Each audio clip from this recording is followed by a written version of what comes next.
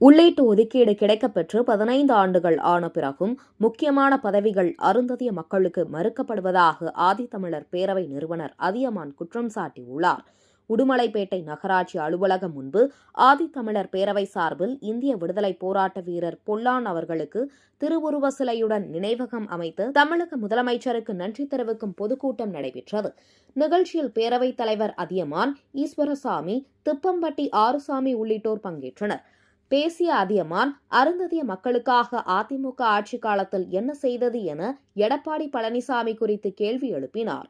மேலும் உள்ளீட்டு ஒதுக்கீடு கிடைத்து 15 ஆண்டுகள் கடந்தும் பல்கலைக்கழக துணைவேந்தர், IAS, IPS போன்ற முக்கிய பதவிகளில் அருந்ததிய மக்களுக்கு வாய்ப்பு மறுக்கப்படுவதாக குற்றம் சாட்டினார்.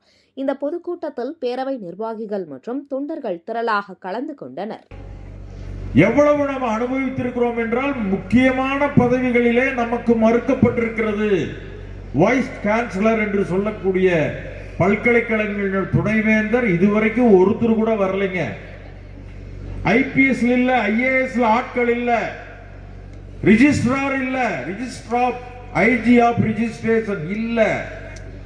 முக்கியமான போஸ்டுகள்ல நம்ம ஆளுகள் இன்னைக்கு வரைக்கும் வர முடியல, தடுக்கிறார்கள்.